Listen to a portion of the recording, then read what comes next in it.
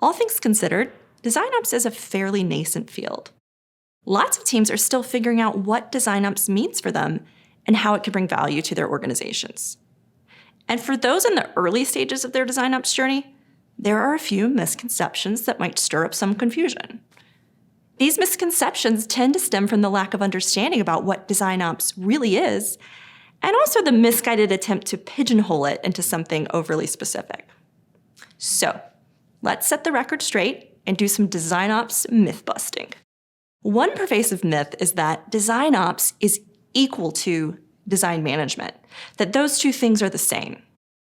In reality, there may be an overlap between these roles, but a dedicated design ops professional and a design manager have different primary focus areas.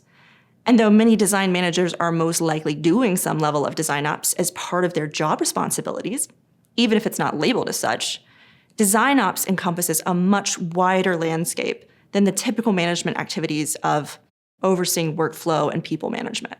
Another myth is that design ops has to be a specialized role. That, in other words, you can't be doing design ops if you don't have design ops in your title.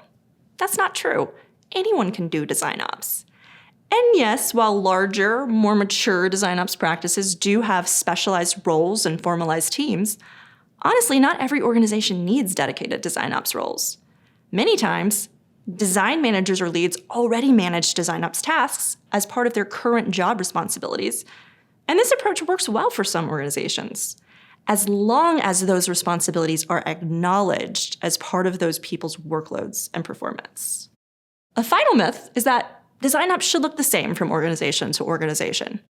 It doesn't, and it shouldn't.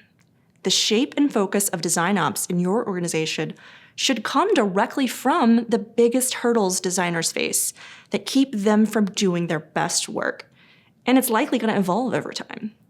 So a word of caution. Don't attempt to directly model your design ops efforts, roles, or team structures off of what another company is doing, even if it's working for them. Look inside, not outside.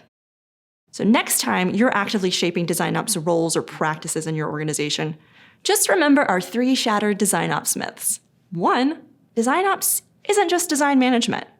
2, anybody can do design ops, and a lot of people are doing it.